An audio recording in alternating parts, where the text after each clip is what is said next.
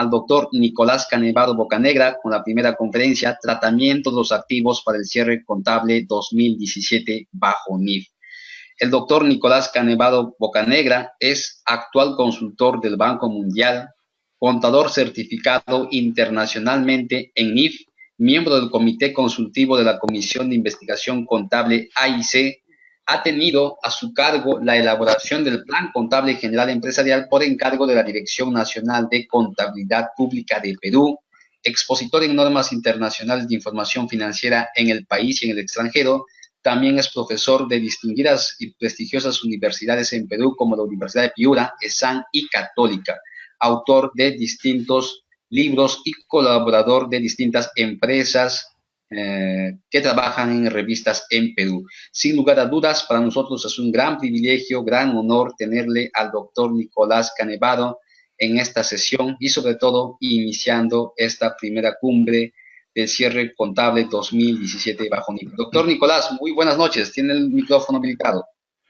Muy buenas noches, estimado Edu. Un placer poder comunicarme a través del Instituto de NIF y esta oportunidad que me dan para compartir algunos conocimientos adquiridos en la experiencia profesional. Por supuesto, cuando tú me indiques, con mucho gusto empezaré a comentar sobre el cierre contable 2017, particularmente sobre el tema de los activos.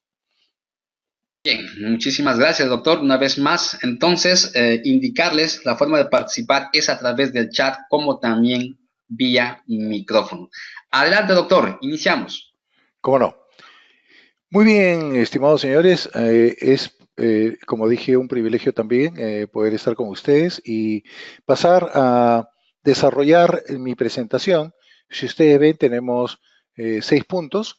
En algunos casos voy a tocar los temas centrales y sobre todo relacionados con el cierre y qué novedades tenemos respecto a situaciones que se presentan para considerar en un cierre contable. Esto comprenderán ustedes, no solamente va para el cierre contable, sino que en algunos casos va a tener que ser efectuado de manera permanente. Muy bien. El modelo contable, por lo menos en nuestros países y particularmente Perú, ya se estableció desde el año 1994 y desde ese momento ya teníamos lo que le llamábamos el modelo NIC. Y después esto se confirmó en el año 1998 debido a que todavía existían dudas. Y como saben ustedes, todavía tenemos varias dudas al respecto, que muchas de ellas tratamos de despejar en este tipo de eventos. Muy bien, la base fundamental, si ustedes ven, ya en el modelo contable NIF, es el valor razonable. ¿Qué quiere decir? Que este modelo nos está llevando, nos está empujando a que todos utilicemos valores más cercanos a la realidad.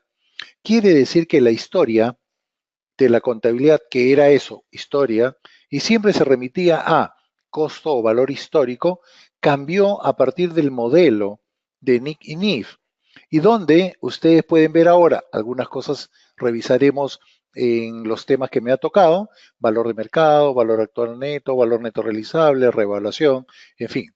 Ese es uno de los temas principales y el otro viene a ser el devengamiento y la continuidad de negocio. Quiere decir que este modelo es aplicable para aquellas empresas que buscan el negocio, la renta, pero también aquellas que continúan y se espera continuarán mínimo en un plazo de 12 meses hacia adelante. Bien, este es el modelo contable y que yo lo he graficado hace algún tiempo de esta manera. Si ustedes ven a este lado izquierdo, como lo ven en su pantalla, aparece un hecho económico que significa hacer las cosas desde ese momento o no hacerlas. Y ustedes ven en el lado de letra roja, inmediatamente después del hecho económico, los elementos reconocimiento y medición.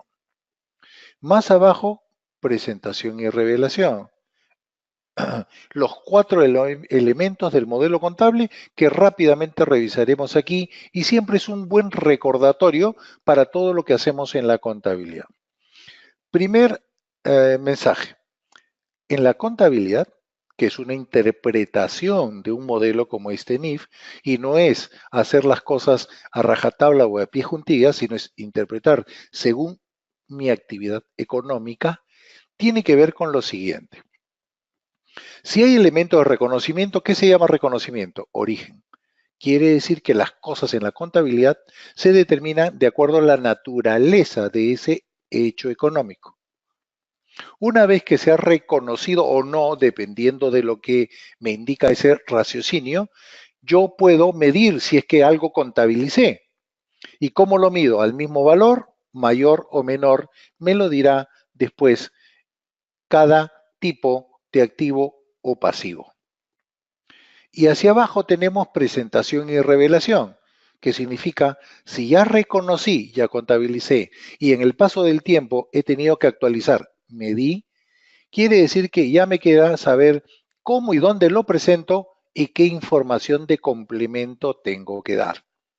Eso se llama elementos del modelo.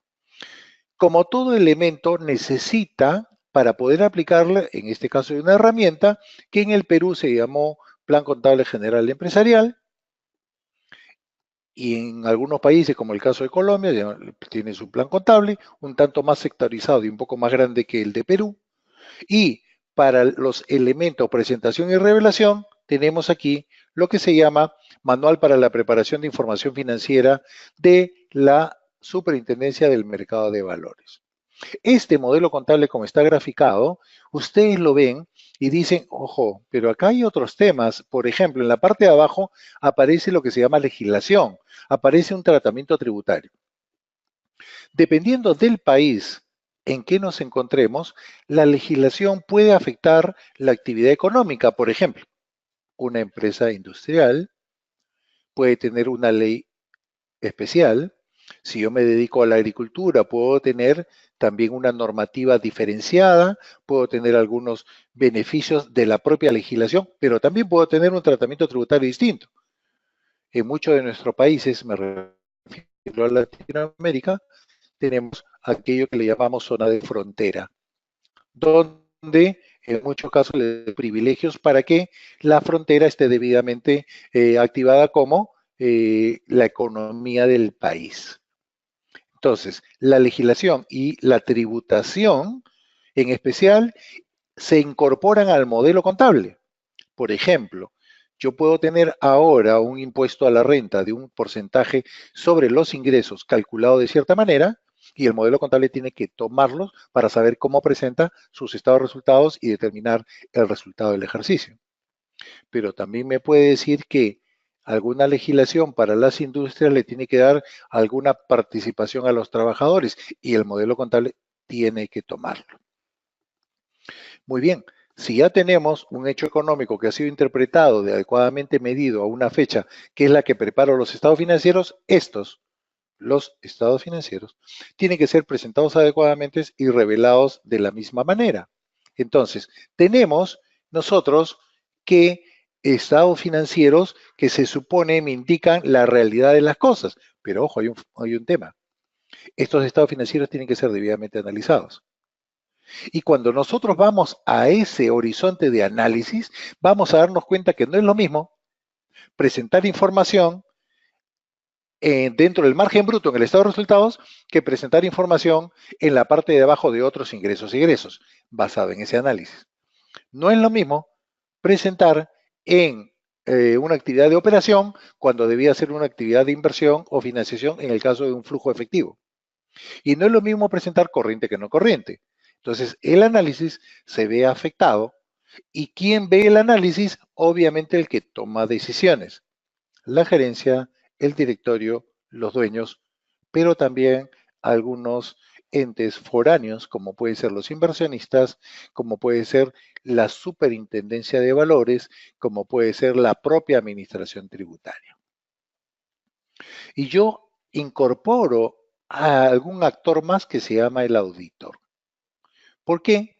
Porque cuando uno adopta un modelo contable como este, modelo NIF, lógicamente el auditor tiene que revisarlo también con base en ese modelo. Y es ahí donde se hace importante que participe el auditor. ¿Cuál es la recomendación? Para aquellas empresas que están adoptando NIF, por ejemplo, en este año 2017 que acaba de terminar, es importante que todo el proceso lo vayan revisando también con sus auditores para evitar discusiones finales, cambios que podrían ser por una interpretación que podría ser diferente entre el consultor o la empresa que hace la adopción de NIF y el auditor. Entonces, todo esto tiene que ver con el modelo contable y su adecuada aplicación. Y para aquellos que todavía no han adoptado el modelo contable, pero que parcialmente han ido incorporando normas, caso de inventarios, algunos ingresos, propiedad, plan de equipo, también es importante que el auditor tenga que darnos su punto de vista, no para simple y llanamente decir conciliamos cosas, sino para saber que estamos haciendo bien. El modelo contable, ya lo mencioné, tiene que ver con estos 4 elementos. El primero, reconocimiento, y estas preguntas nos ayudan un poco a saber qué se reconoce, qué y por qué se registra, cómo y cuándo, es un activo, un gasto, puede llegar a convertirse en un gasto, puede ser un activo ahora, un gasto después, cómo determino si es un ingreso o de repente es una partida patrimonial y si no es una cuenta de pasivo. En el reconocimiento me hago estas preguntas y defino. Les voy a poner un par de ejemplos. En el año 2017, el año pasado, se compra una máquina a un proveedor domiciliado en Europa y la máquina llegará al país en febrero de 2018. ¿Qué cosa es en la contabilidad? ¿Ya es una adquisición? ¿Es una unidad por recibir? ¿O simple y llanamente todavía no se contabiliza nada? Entonces, el reconocimiento me dirá qué cosa es lo que debo hacer. Si es que al cierre del ejercicio, si no antes, ha debido ser reconocido como una máquina. Si ya está la adquisición formalizada, lo único que falta es que llegue la unidad. Será entonces una unidad por recibir. Pero si por razones de los términos comerciales yo no lo doy por recibida ni que sea propia, o sea, nuestra, si es que no llega a puerto de destino, por ejemplo, Callao, Paita, Mollendo, Pisco, o en el puerto que nosotros hemos convenido, quiere decir que todavía, si no ha llegado, no es nuestro, porque a lo mejor no llega. ¿Sí? Eso es reconocimiento, es decir, en el momento inicial. Pero el reconocimiento podría ser de otro tipo. Ejemplo, en este caso. Dice el enunciado, en vista que el tipo de cambio sigue subiendo y la empresa tiene deudas en dólares, 1.5 millones, en enero 2018 contrata una operación de cobertura de flujo de efectivo en la modalidad de forward, congelando el tipo de cambio y la liquidación ocurrirá en enero 2019. ¿Cómo se registra contablemente y cómo se presenta en los estados financieros 2017? Punto número 1. Si la operación se contrata en enero 2018, no hay nada que ver en 2017. Pero la pregunta inmediata es, ¿y qué pasa si hubiera sido en 2017 en cualquier mes, en cualquier día? Obviamente, yo estoy pensando si es que debía o no contabilizarlo. Pero una operación de cobertura no se contabiliza por la operación, o sea, por la cobertura, sino se reconoce solamente el diferencial entre el tipo de cambio como aparece ahí congelado, ¿sí? Y el tipo de cambio real a la fecha de preparación de los estados financieros. Por ejemplo, 31 de diciembre de 2017 o 31 de diciembre de 2018. Entonces, a diferencia del ejemplo anterior que se reconocía, es decir, se contabilizaba algo, en este caso, al momento inicial, no se contabiliza nada. Bien.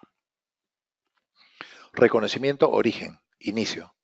¿Y medición qué cosa es? Ah, simplemente saber cuánto vale hoy. Si yo compré algo a 100, ¿vale 100 hoy? Si yo vendía 200, ¿tengo que cobrar todavía 200? ¿Ya me pagaron una parte o no me van a pagar? Dice aquí actualización también por el tipo de cambio, evaluación al costo o al valor razonable, que es totalmente distinto. Costo se queda en la historia. Máximo se puede actualizar por la amortización, pero en el caso de valor razonable es permanentemente actualizado. Se utiliza el valor de la transacción o utiliza un valor de mercado. Los flujos de caja descontados pueden ser una medida para la contabilidad establecida como el valor presente de lo que vale efectivamente un activo o de lo que me puede rendir este. Esas preguntas tienen que ser respondidas. Ejemplo, los inventarios, esos que yo fabrico para vender, normalmente se miden al costo o valor neto realizable que sea menor. ¿Por qué? Porque yo los vendo. Valor de realización.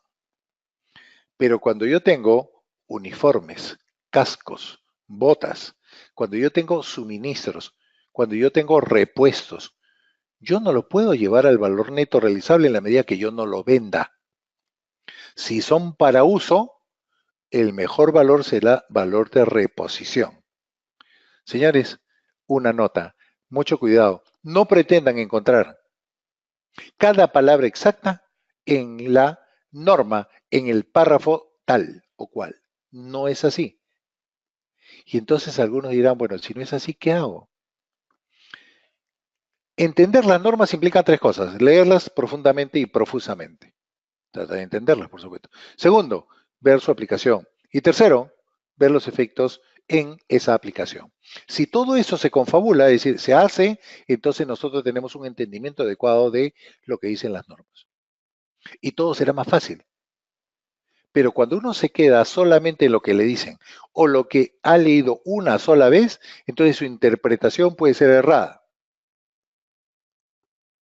Entonces, cuando yo le digo valor de reposición para los suministros y repuestos, porque estos no se venden, entonces algunos empiezan a dudar.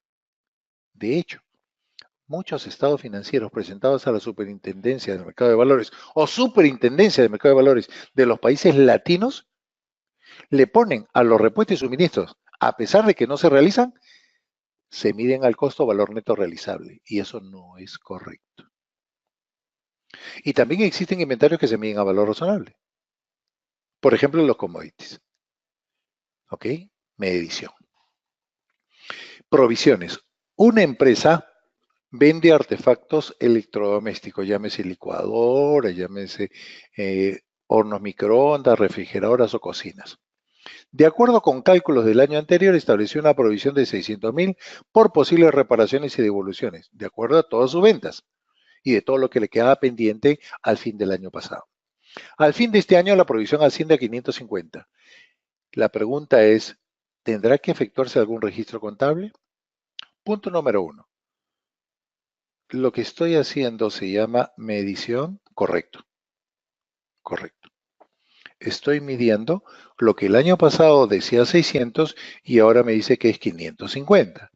Es posible que muchas garantías por la reparación y devolución ya haya vencido, pero unas nuevas se han podido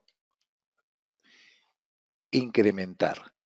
Entonces, si yo digo tenía 600.000 según un cálculo adecuado y ahora ese mismo cálculo me dice 550, por supuesto que la medición de la provisión me dice que tiene que ser disminuida en 50.000, ¿cierto? Eso es medición. Actualización de valor. Muy bien.